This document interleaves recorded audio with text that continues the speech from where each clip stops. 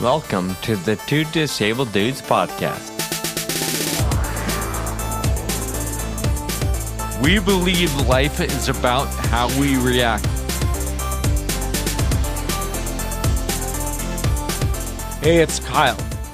This is the second episode of Season 14. Every episode of Season 14 will be recorded live. This one took place on August 17th. We had quite a few people checking in from many different locations. Sign up for our email list on our website at twodisableddudes.com to receive all the announcements about dates and times of the upcoming live episodes and receive the link to watch and participate. Once again, sign up at twodisableddudes.com. If you already have the link to watch, our next episode will be live at that link sometime during the week of September 1st. During that week, Sean and I will be in the UK together, and we're going to find a time to go live. Hope to see you there. Here's our second live episode. We are very excited to be here. We see a few people already checking in. We've got Tiffany from San Diego and Mike. I have a feeling I know who that Mike is, but waiting for him to say where he's from. So, Mike, if you're there, please let us know where you're from. We'd love for everybody else to check in as they arrive. So, thank you so much for being here. Sean, there's something written down here. I think you told it to me before, but I forget what you said. So what do you want to talk about today? Mike is from Chico. So now we know what Mike it is. Yeah, okay. Gavin's there too. Hi, Gavin. If you don't know this, Kyle and I, we share notes and we could both see them while we're recording, but we don't really share details with each other. So it's a natural conversation. So I just wrote something down about Tennessee, right? Kyle and I had the opportunity to hang out in Nashville area in June. We met up with Alan, who, went to India with us and is creating the documentary on that ride and Sky Claire's and all the things related. Anyway, it was my first time to Tennessee, and I have been wanting to go. It's been on my bucket list, right? Especially in Nashville. Well, we hang out in Franklin, which is kind of the fancy area, I guess, if you could call it that. And what I noticed, Kyle, from the moment I got off the plane in Nashville, a completely different category or environment of humanity, if you will. Like, we've always heard the South, they're nice, they're pleasant, they're a little more respectful, but I did not expect to see it and feel it and hear it at the airport. Yeah. Kyle, when I got off the airplane, I was hungry, and I've been, over the last couple of months, I've been following a very specific nutrition plan. I want to be a little more mindful of what I consume. And I'm hungry as I got off the plane, but it's like 9 o'clock at night. So I'm like, I need to eat, and I should probably get something here at the airport because by the time I get to the hotel, it's going to be really late. I'm going to be really hungry, and I'll probably make poor decisions at that level, right? So I'm rolling through the airport in my wheelchair, and I come across, I don't know, like a little market, right? Hudson News or something similar. And I don't go in. I just kind of slow down to see kind of what they have. And without missing a beat, there's a lady who works there near the front door. She, out loud, she's like, "Oh, hey there, come on in. What are you looking for? Let me help you. Come out." It's just very much like, this is the place for you, and I'm going to make that known. And it's just like a random airport, like magazine store or whatever, right? It wasn't like a nice restaurant or anything where you would expect it. it was, "Hey there, what are you looking for? Let me help you." And I'm like, "I need protein." And she's like, you wanna eat it or drink it?" And we just go you went. I'm like, "Alright, I want that." There are certain drinks I know and I like, so I'm like, "Oh, that one." So she opened the cooler, reached in, got it. She's like, "Okay, what else are we doing?" And she rolled around with me for a minute. Then when we get to the check stand or checkout, she was like, "Here, I'll do it for you." She did all the scanning, pushed the buttons, then she's like, "Do you wanna hand me your card or do you wanna do it?" And just Oh, that's top nice. to bottom, I was like, "Holy cow." I I would never get that in Sacramento. I've never seen it in Chicago. It's Yeah. not a thing in Boston. So I was floored. Did did you get the feeling that it was only because you were in a wheelchair, or that that's just the way she treats people? Yeah, I really didn't get that feeling. I assume that's just the way she is and probably the way many people are. Even throughout the couple days while we were there, people were opening the door, people were stepping out of the way. And sure, in some cases it's because they see a chair and it makes sense, but Yeah, yeah. it was obvious that people out there, on average, were more present and more Yeah. aware of how they could be helpful or how they could easily get out of the way. Just I think it's a different mindset. Yeah, yeah, that I was Southern impressed. hospitality, it's kind of a cliche or a stereotype, but it's true. It's Yeah, a good it really stereotype, is. I guess. Yeah. It Yeah, was that's so wonderful. incredibly obviously impressive. I'm still talking about it 2 months later, You're right. you know? Yeah, yeah. So Awesome. Good deal. All right, Sean. Well, one of the things that I wanted to talk about today, have a little conversation about, was, think back to when you were first diagnosed and the transition between, maybe it was a little after you were first diagnosed, but there's some transition period. Maybe it's quick, maybe it's over 5 years, but where you go from like walking full time to using a wheelchair. For you, it's not full time yet. For me, it's just about. I only stand to like wash my hands and brush my teeth and stuff, mm, and shave. Thank you very much. looking good. So, so I wanted to talk a little about that transition, and specifically about the part of us that is nervous to show people, whether it's weakness or whatever it is, when we use assistive devices in public Sure. specifically, but also just we show ourselves and our disability to the public, because logically we can realize that this is the way life is. Like, it's Yeah, a disease, it affects us. Like, it's not a choice, it's not Sean or Kyle or anyone else. It's not their fault. It yeah, just happened, right?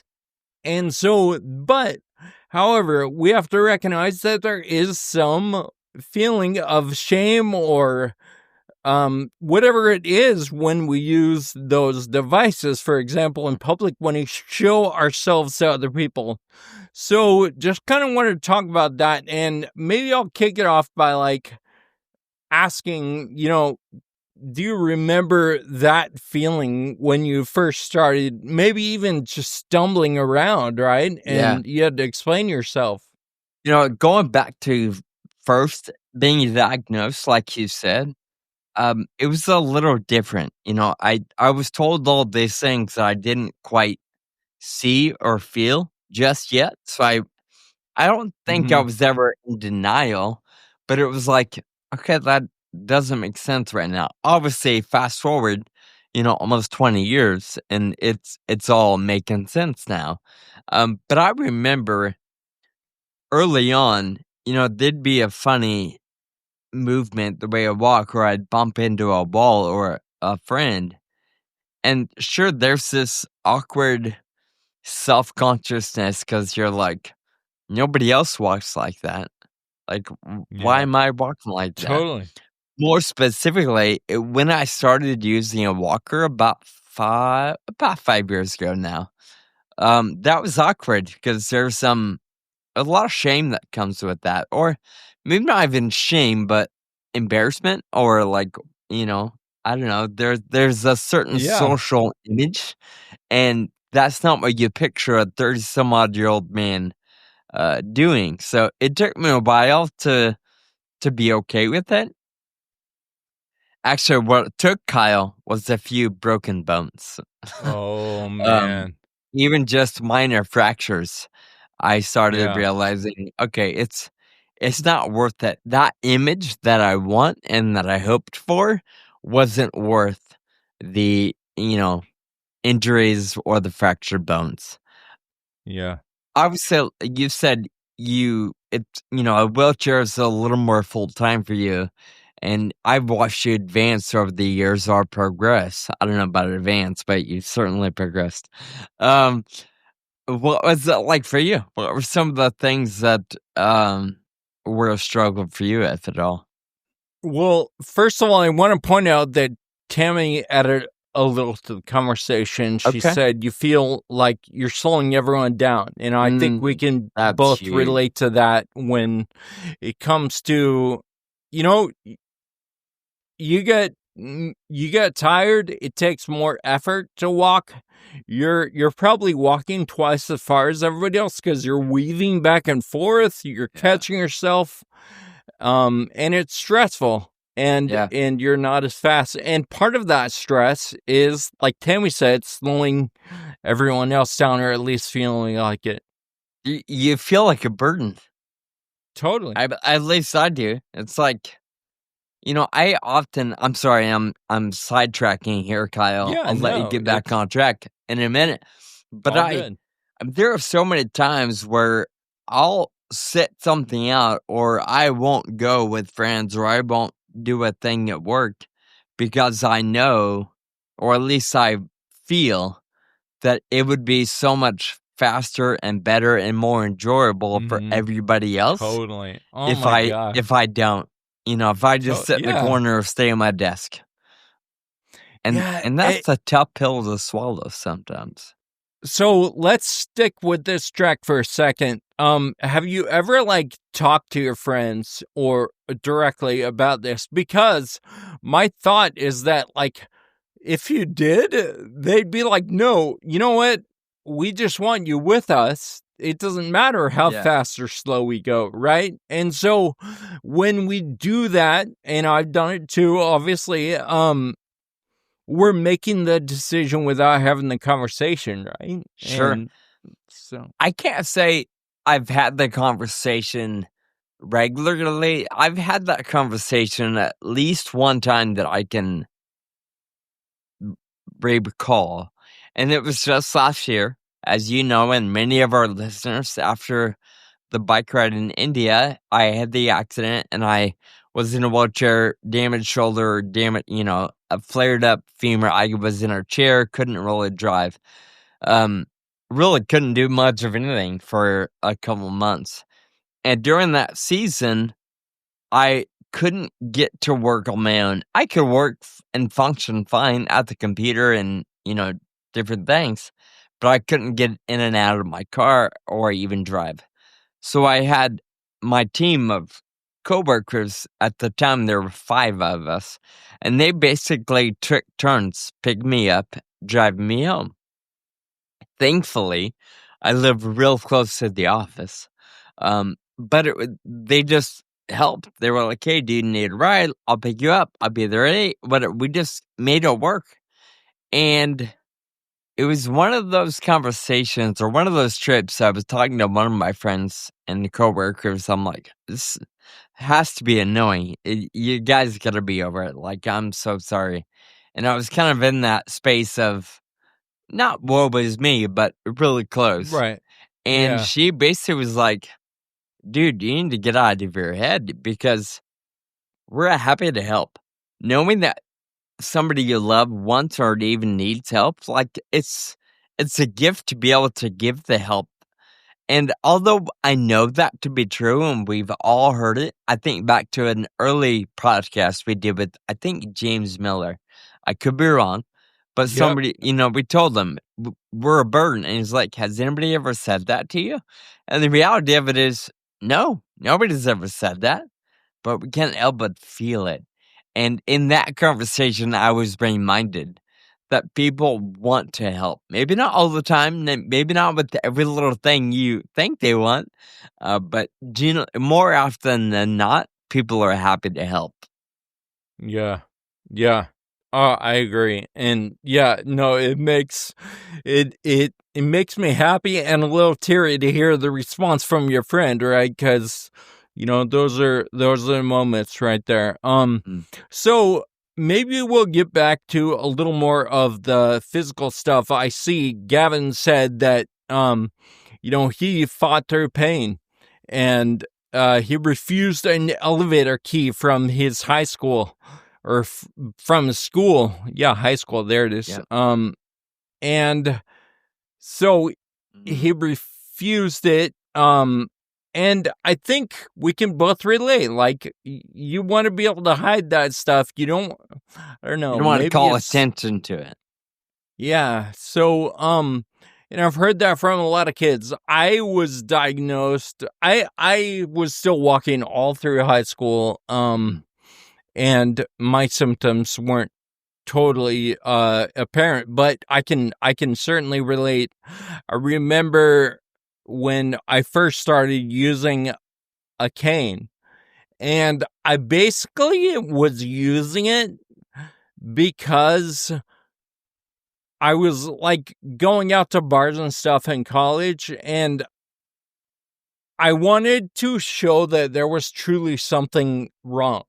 Like, sure, it's that not you I was weren't just just trying. wasted. Yeah, Yeah, yeah. no, Been like, there. there's actually an issue here. So, Sure. so I do remember that, in I traveled to New Zealand. I don't know if I told this story. I think I have but I was in a bar in New Zealand, and, like, I don't think I had my cane with me. I was, like, Mm, going up to the bar, and I, like, bumped into this girl on accident. mm, This big burly dude comes from behind, grabs me by the scruff of the neck, jeez. takes me across the bar, throws me out the door, like like Wow. onto the street. You're And out of here, buddy. so yeah, he took the law into his own hands. Um so and like that's exactly what you're afraid of, right? Is that Yeah. someone's gonna react like that. Uh Yeah. So anyway, those are a couple of the first things that I noticed, but also, like, as I transitioned, and I think you can relate to this, like, you realize that being in a wheelchair, for example, is it allows you to conserve energy. It actually helps Yeah. a whole lot more than it hinders, right? All right, fine. You can't go upstairs in a wheelchair. You can't do some other stuff, whatever. Mm, But in the net, it really helps yeah. a lot more. Yeah, So, we've talked about it before, and I find that to be true as well. As soon as I started to embraced the need for a walker or a rollator, or embraced that need for a wheelchair on certain trips, or, at Disneyland or things like that.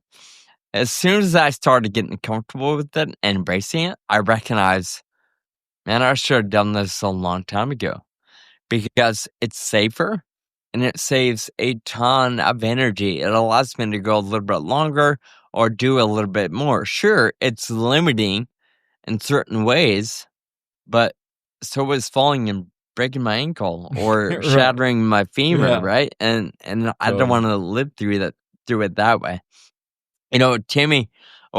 Tiffany mentioned another thing Gavin mentioned, was hiding his pain. and I threw out there, I did the same thing, but and I don't know what Gavin's motivation is or why anybody else would do it, but I responded, and I want to explain a little bit. I hide my pain or discomfort, but more so out of pride, not necessarily wanting to keep it hidden. I pride myself on getting the job done, no matter what. Mm. Um, you know, I've got this mantra, GSD, right? Get stuff done, and what I wrote with Bio News or FA News was no excuses. Like you, it's maybe I've called in sick 3 times my entire life. Like that's just not part of my DNA. So what I can't stand, Kyle, is when a coworker or whatever somebody is Mhm. like, "Oh, I called out because I only got 4 hours of sleep." Now, I'm not saying you don't need more sleep than that. I'm just saying somebody else shouldn't pay the price because you made bad decisions. Now, in Yeah. some cases, we don't sleep well because of pain or because of our condition or because of whatever we're up against. But you'll never hear me talk about it, mostly because I don't want other people thinking or discrediting what I bring to the table because I'm always sick or because I'm always, X, Y, or Z. And I don't know if that's a fair approach. That's just the mentality I have when it comes to, I'm just not going to walk around every day and talk about my headaches or whatever I have. Right. Um, Yeah. Yeah. Yeah, and I think it's important, like on this note, to recognize that like there are, first of all different progressions and ages and of onset of FA specifically that affect people a whole lot differently oh, than we for do. sure. I count myself very fortunate Sure. to be in the state I am at 43. Um Yeah. Also, there are 10,000 rare diseases, Yeah. and not to mention common diseases as well. So there's all kinds of different situations. And I know that you always recognize that as well. But, when we talk about stuff like that, I think it's important to realize that, there are Yeah. some things that people don't push through. Or they can't. And Yeah. and I should clarify, um, when I meet somebody that either has a visible disability or I know they're part of the rare disease community, they can say anything and I don't hold it against them. If Gavin's like, I'm tired today, or our friend Andrew's like, oh, my muscles hurt today, like, I don't think anything. I'm like, oh, Right. get over it. But when I'm sitting with or chatting with somebody I don't know is a part of the community or somebody that doesn't appear to have a visible disability, I can't help but think, bro, you have no idea what it's like Yeah. to be uncomfortable or to be in pain or to be tired. So I don't hold that against it, like you or Gavin or anybody else in our world. It's really only able-bodied people or people I perceive to be able-bodied when they're like, "Oh, I'm tired." Like, Yeah. you have no idea what Yeah. tired is. Yeah. So, Sean, I see also we have this shared sheet. I see you wrote that you wanted to say something about speech specifically. We both recognize that FA affects speech. That's one of the things. Everyone can even hear it probably in the way we talk a little bit slower so we can enunciate. So how has that affected you at work or what are the situations Yeah, there? work's the big one. I've gotten okay with the way I walk and the way I move. I don't really care what people think or, what's going through their head. But in my day job, I talk every day. I'm in front of new hires or people that we're promoting in our company, and I'm helping them understand the job or the expectations. So every week I'm meeting 10 to 20 new people that don't know me, don't really know Nugget beyond what they've shopped. So it's a bit embarrassing, and I can't help but think in the back of my head, oh, these people probably think I'm drunk or, whatever. Like, I know it's hard to understand me at times. So through over the especially the last couple months, I've had to be a little more intentional about slowing down, about enunciating, about choosing my words wisely and my breaths even, so Yeah. that people are more comfortable when I'm giving direction. Because the last thing you want is to tell somebody what should be doing. They only catch half of it, and then you're like, "Go ahead and do it," and they're just like, Yeah, yeah, that just yeah. makes them feel dumb. So I don't ever want to put somebody in that position. So over the last several months, I've been a little more conscious and probably embarrassed about the appearance of what of who I am or what I am because of the way I talk. So that one's been a struggle lately. Yeah, I don't yeah. know if that makes sense, but No, I especially relate to encounters with people you don't know. With speech, but also walking and just I remember when I was on my feet, I had a job interview, and I went in there, and I like rather so I guess this is kind of a question when you have coworkers or even the public. They're like, what is up with that guy? So I went into my interview, and the people there didn't know me at all. sure. Like, I'm just a guy who applied for the job, right? And rather than saying anything about FA or why I'm walking all funny or I might sound a little off, I tried to just ignore it. Mm. And I imagine now it was as if I was wearing a crazy mask on my face, and I didn't say anything about it. Just like, hey, nice to meet you. What's the job all about, right? Yeah. And so, are there techniques or ways or just being upfront with coworkers and maybe even the public when you first meet people?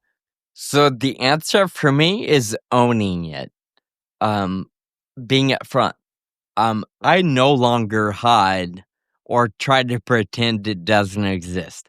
Whether it's my speech or the way I walk or the way I move or how slow I am, um, I've come to grips with this is just the way it is.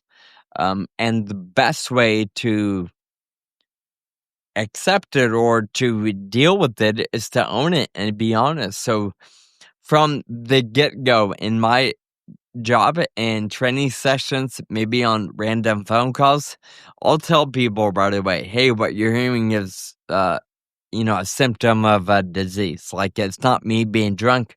It's not me being lazy and tired. You're hearing all kinds of things. So, same thing with the walker, the wheelchair, the way I carry stuff, the way I walk, the way I talk. Kyle, the best thing, in my opinion, is to just own it. Um, Totally. I Yep. I find it hard to believe. Sure, there's some people out there that aren't gonna believe you and are still gonna call you names and wanna call the cops on you if you're driving. But generally speaking, when you're up front and you say, "Here's the deal because of X, Y, and Z," I feel like most people back off. Even if they don't believe it, they're like, "Okay, I'm I'm gonna leave you Yeah. alone." Like, they're skeptical, but they're not used to that kind of forwardness. They're Yeah. used to Yeah. maybe somebody being defensive and all of a sudden a fight breaks out. Yeah. So at work, at home, at the grocery store, at the mall, I'm honest. Yeah. Yeah. we've talked about this before too, like that on a dating profile. Mm, When like, should you post a picture of you in your wheelchair or address FA at all, your disability at all? yeah, And for a long time, I didn't say anything about it on my profile. And then I did a couple years ago. I actually haven't been on the apps in a while, but sure. um, yeah. And then I met somebody that, and it was like there was a weight lifted because we were Yeah, clear, like we're on an even playing field. Everything was out there in the open. Like, this is something that I talk about. Like, it's not something we need to be secretive about. And I feel like that applies to lots of situations, not just dating, yeah. you know? No, I'm with you. Many people know, um, you know, here's something I don't talk about a lot, but that's sexuality. But that's something that, 10, 15 years ago, I never talked about it and kept that hidden and kept it a secret. And man, the more I've, um, been okay with talking about it or bringing it up from time to time, the more freeing it's been. The more it doesn't control me the way it used to when I kept it a secret. Yeah. So I Yeah. you know, we hear it all the time, whether it be Pride Month or the way we date or politics. Just be honest, be authentic, and sure, people are always gonna hate you or disagree with you, and those kind of people will end up falling out of your life, and Yeah. I'm okay with that. Sure, it's hard. I've lost some friends that I look back and I just think, really? Um, but at the same time, it's like, okay, then I don't want that kind of friend in my life anyway. Yeah. Yeah. So I think owning it and being upfront about things is the way to go. Yep. I agree. All right. So, as we uh uh come to the end of this conversation, I have a final question. Yeah. I'm going to pose two questions and you can choose one of them. Okay. So, what is something you wish you knew earlier when you were starting your FA journey? Or is there a practical tip that you can leave behind for other people who may be going through something similar?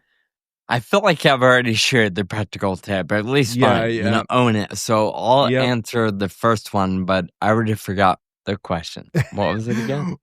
Is there something you wish you knew earlier that you know now? Yeah, Your disability and yeah, I don't know if it's a lack of knowledge, but I wish I would have been more comfortable with assistive devices early on.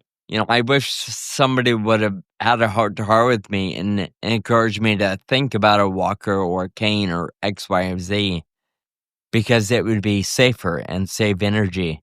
Um, Not that I didn't know that, but that was never really talked about. It was yeah, just kind of I started using a walker out of need, and I kind of wish I would have done that years prior. yeah, So not quite something I wish I knew, but I do wish that would have been talked about a little bit more 5 years ago. I think that would have saved me some hospital visits. yeah, yeah. And I'm for gonna me, Kyle, go I ahead. don't know if you remember, but I'll tell you this. When we were in Australia, I think Mike and Diane were there too. We all went to the zoo, and that was prior to the femur break, prior to really anything crazy. And y'all convinced me to rent one of those motorized scooters. At the They had a zoo, ton at right? the zoo, and I'm Yeah, like, I don't need it. But in that I don't know what it was, but somebody's like, "No, you should. Like, why not? They got plenty of them. Let's do it." And I got one, and it was the best decision I've ever made. Like, Yeah, the zoo was giant, and we were right. there all day, and it just made things a lot easier, not only for me, but probably easier on the group. So that was really the first time where I just became okay with it, and then a couple years later, I had to become okay with it again. My dad says you were dangerous with that thing. Yeah, I don't doubt it. So something else that strikes me about that situation was that there were 3 other people there using motorized devices, right? And I think that probably helped ease it Sure. into, Yep. the I wasn't the odd the man out. right. The Yeah. thing I was going to say about this question is I wish I had had this conversation earlier with someone. And I think it's probably similar to what the way you answered it, but like just having a frank, open discussion, and obviously, like my mom said in the chat, we were young. Like Yeah. that comes with time and experience and confidence and all that, but maybe I wish I was a little more confident, a little more experienced back then. Because this conversation is really valuable. I recently a quick story, a friend, colleague of mine, I don't work with every day, but somebody I sat down with who has a form of ataxia, not FA, but, very similar symptoms. And we were just having a heart to heart, and I asked him, um, he doesn't use any devices outside of really, he doesn't use much at all. Every now and then he might use a transport chair or whatever. But his walking, it's obvious something's not normal, quote unquote.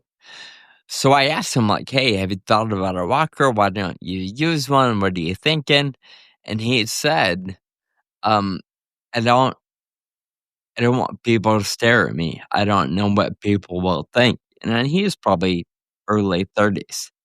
And I couldn't help but ask, and I threw it out there, and I'm like, "Do you think people don't stare at you right now? Mm-hmm. Do you think that people aren't curious what's going on? Because I mean, let's be honest, your walking is way different compared to most." Right. Right. And I think at that moment he's like, "Oh, yeah, I guess so." Like it was just so weird. We get this idea in our head that we're normal, and we kind of forget that it's easy for people to pick up on odd things where it would just make life easier if you just own it, grab a walker, and be safe. Yeah, it would make people look less Yeah, having a walker, right? I Yeah. think so, and that's what I Yeah. said to him. Like Yeah. right now, people look at you and probably think, "Oh, I need to call the cops." But if you had a walker Yeah. or a chair, probably people would be more empathetic, more helpful, more open to what's going on. So 100%. It Yeah. takes a while, right? We're all Yeah. you and I both know it. We're prideful, we're egotistical. Yeah. It's hard to let go of things. Totally. Totally. Well, Sean, this is a conversation that I feel like we've had multiple different times in multiple different Wait. ways Yeah. throughout our podcast since 2016, and I mean it's a timeless conversation because like we said, I was saying I wish I had the opportunity to have this conversation. I don't even know if I would have been able to, but Yeah. but If you'd it's been valuable. open to it, Yeah. I So probably would. If you would have told me, 10 years ago, like, dude, I probably been like, F you, bro. Get out of my face. You don't know me? Exactly. So, all right. So thank you for that. And let's move into thank you notes. My thank you note today goes out to my friend Tom. Just this morning, you know what? Just last night, we texted and decided to go on a bike ride this morning. And I was Nice. like, can we squeeze it in? I don't know. But we went and it was awesome. And he got a new bike, so that was fun.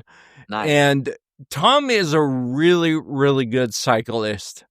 But this new bike he got, it's got a rack on the back, and it's just like a utility bike. He loves it, and anyway, it's no longer about like cranking so hard and like riding hard. We stopped in the middle because I was like, hey, I want to pull over and get something to eat real quick. My Yeah. dad knows how that is.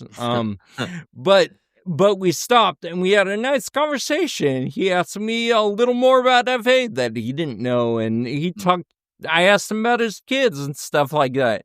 So anyway, it was just a really nice, relaxing, chill bike ride. We did crank a couple of miles, but not the whole thing. So it was Sure. good. Thanks, Tom. Nice. Hey, my thinking note today is going off to somebody I've talked about before, but in my day job, my company, our chief operations officer, his name is Chris. The guy's an incredible inspiration in a lot of different ways. He's just got this mindset of the world is my oyster. I can do whatever I put my mind to it. And last week, we opened up a new store. And the week before that, I got to work on a project with several other leaders, and he was included. And just the interactions we had over the course of those 4 days was really encouraging and supportive.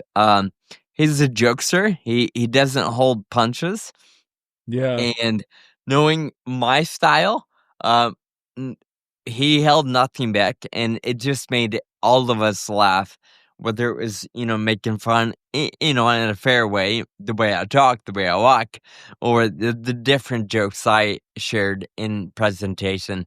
We just had a lot of fun, and toward the end, it was obvious that he has a heart for people and a heart for me, and just the way he helped me, like, if we had to do something quickly, he knew that me grabbing my walker and navigating the room was slower than him just coming over and say, "Here, grab my arm.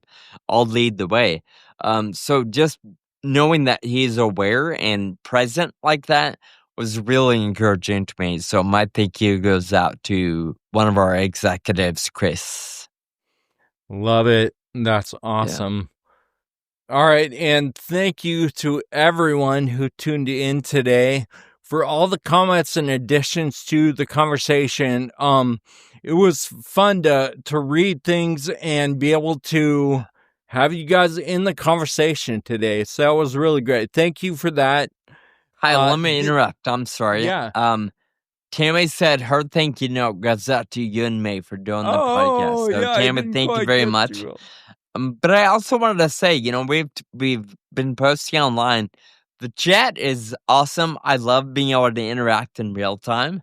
But we you are allowed to call in. So if somebody, in the future, I think we're doing 4 or 5 more of these lives, or 6 or whatever. If you want to come on and showcase your face and have the conversation in real time, you can call in and we'll put you on there.